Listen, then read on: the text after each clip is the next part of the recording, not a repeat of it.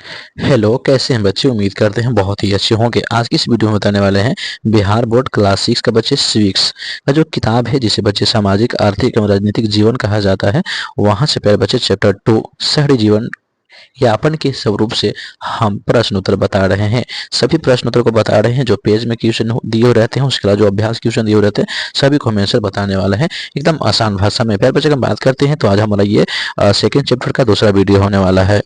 उससे पहले प्यारे बच्चे अगर हम बात करते हैं तो जो पेज में क्वेश्चन दिए गए थे बच्चे, ये सभी क्वेश्चन को बच्चे यहाँ पे जो क्वेश्चन दिए गए थे, इन सभी क्वेश्चन को मैं आंसर बता चुका हूँ। अगर आप वो नहीं देखें तो उसका लिंक इस वीडियो के नीचे डाल दिए, जरूर देख लीजिएगा। आज से प्यारे बच्चे हम बात करते हैं तो यहाँ से हम सबको जो है आंसर बताना है पेज नंबर 32 से।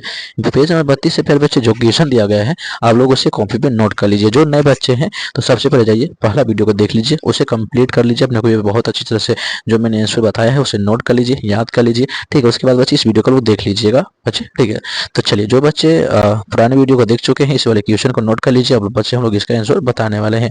क्वेश्चन बहुत ही बहुत ही आसान है प्यारे बच्चे। प्रश्न में कहा जा रहा है कि जो बाजार से सामान बेचते हैं, जो बाजार में सामान बेचते हैं और जो सड़कों पर सामान बेचते हैं, उनमें क्या अंतर है? तो आइए बच्चे, इस प्रश्न को हम आंसर आपको बहुत ही सरल भाषा में बताते हैं।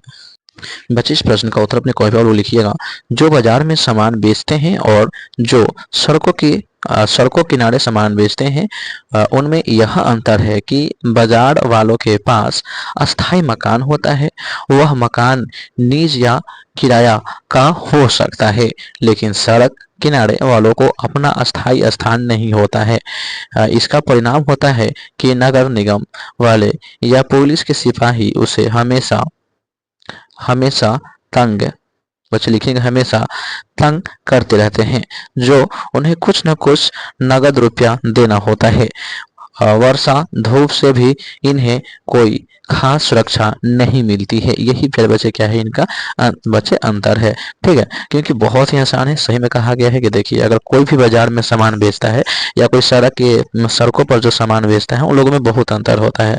बाजार में अगर कोई सामान बेच रहा हो तो क्या करता है, कोई सड़क के किनारे अपना किराना दुकान अपना खुद का खोल दिया हो, या बच्चे अगर बात करते हैं तो कहीं मकान अपना किराया ले लिया हो दुकान खोलने के लिए, तो उस पर तो उन लोगों को कोई भी प्रकार के तंग नहीं किया जाता है।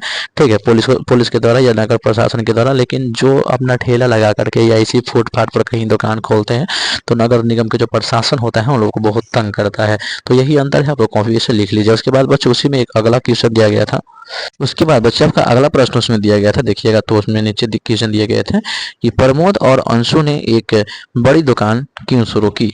उनकी यह दुकान चलाने के लिए कौन कौन से कार्य करने पड़ते हैं? तो आइए बच्चे, इस प्रश्न का हम उत्तर आपको बताते हैं। इस प्रश्न का उत्तर हो जाएगा, प्रमोद के पिता एक छोटे दुकानदार थे। प्रमोद के चाचा भी दुकान काम करते थे, यानी दुकान में काम करते थे। मैं छूट गया, लिख लीजिएगा। छुट्टी के दिनों में प्रमोद भी दुकान पर बैठता था। जब उसका छुट्टी मिलता था तो भी अपने दुकान पर जो है बैठता था। उसकी माँ भी उसके साथ रहती थी। माँ भी साथ में जो है दुकान पर थोड़ा सा हाथ बटा देती थी, वो भी साथ में रहती थी। ये लोग दुकानदारी में मदद किया करते थे। उस समय प्रमोद कॉलेज का छात्र था, कॉलेज का स्टूडेंट था, कॉलेज में वो पढ़ने जाता था, इसलिए कॉलेज का छात्र कहा गया कि उस समय कॉलेज का छात्र था। स्नातक की पढ़ाई पूरी कर लेने के बाद उसकी इच्छा बड़ी दुकान खोलने की हुई। उसने एक बड़ा शोरूम चालू कर दिया। दुकान चल निकली, यानी बहुत अच्छी तरह से चल पड़ा। इन दुकान बहुत अच्छा तरह से मार्केट पकड़ लिया था, चल रहा था। अब वह अपनी पत्नी अंशु को भी दुकान पर बैठाने लगा और दोनों मिलकर एक नामी शोरूम के मालिक बन गए। अंशु अंशु चूंकि एक ट्रेंड ड्रेस डिजाइनर है, अतः वह नए नए डिजाइन के वस्त्र तैयार करने लगी। युवा वर्ग उसके वस्त्रों को पसंद करने लगा।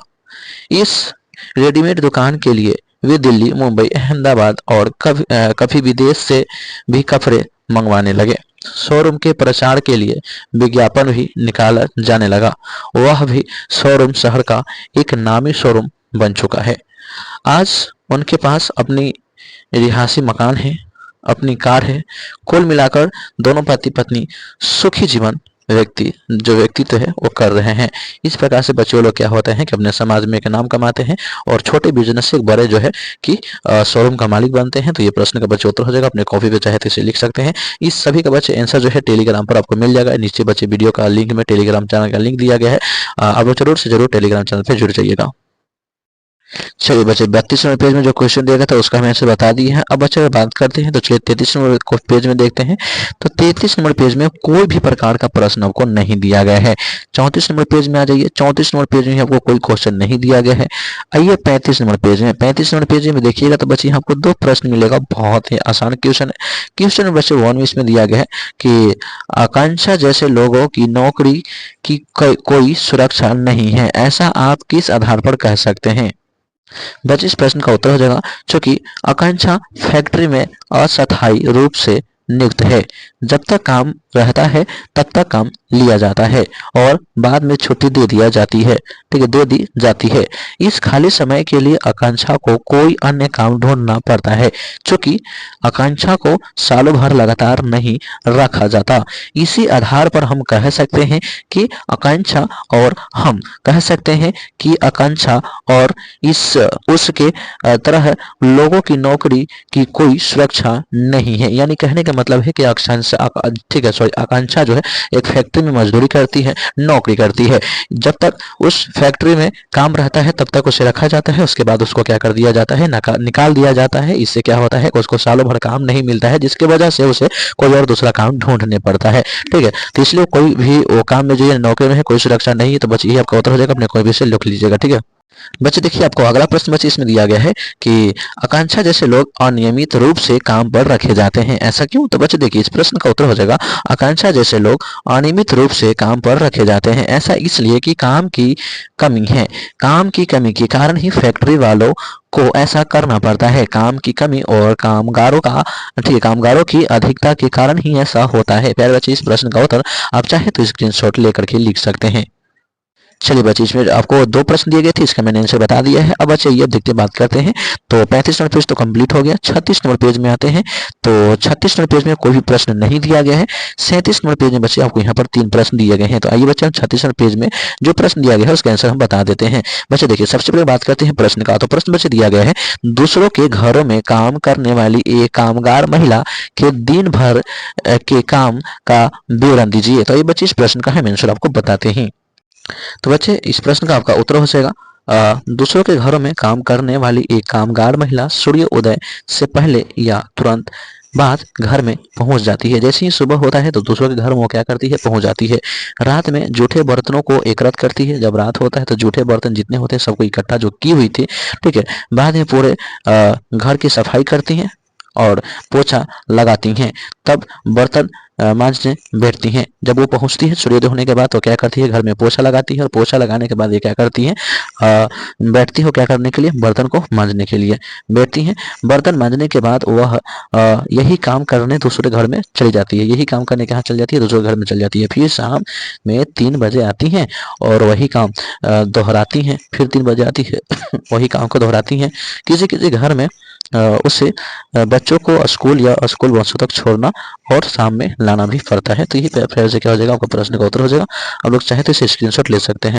तो बच्चे देखिए उसमें आपका दूसरा नंबर क्वेश्चन दिया गया है। क्वेश्चन नंबर बच्चे दिया गया है दूसरा कि दफ्तर में काम करने वाली महिला और कारखाने में काम करने वाली महिला में क्या अंतर है। तो देखिए इस बच्चे प्रश्न का उत्तर हो जाएगा दफ्तर में काम करने वाली महिला और कारखानों में काम करने वाली महिला में काफी अंतर है।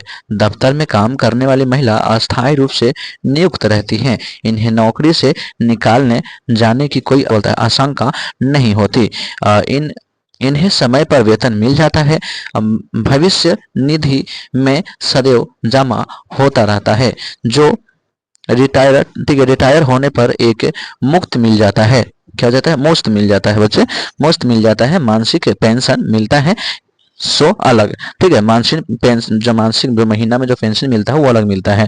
और कारखानों में काम करने वाली महिला नियमित रूप से नियुक्त होती हैं। जब तक काम रहता है तब तक तो इन्हें रखा जाता है। काम नहीं रहने की स्थिति में इन्हें हटा दिया जाता है। जैसे काम खत्म हो गया फैक्ट्री में तो क्या कर दिया जाता है, इन्हें वहां से हटा दिया जाता है। हालांकि साप्ताहिक छुट्टी मिलती है, सप्ताह में एक आध और जो छुट्टी जो होता है मिलता है। और अधिक देर तक काम के एवज में ठीक है अतिरिक्त भुगतान भी मिलता है, लेकिन काम के अस्थाई का कोई ठिकाना नहीं है। तो ये बच्चे आपका हो जाएगा प्रश्न का उत्तर। अगले क्वेश्चन की बात करते हैं। तो देखिए आपके बच्चे अगले क्वेश्चन बच्चे दिए गए हैं। क्वेश्चन दिया गया बच्चे कि क्या भविष्य निधि, आकाश या चिकित्सा सुविधा शहर में अस्थायी नौकरी के अलावा दूसरे काम करने वालों को मिल सकती हैं? चर्चा करें। तो बच्चे इस प्रश्न का उत्तर हो जाएगा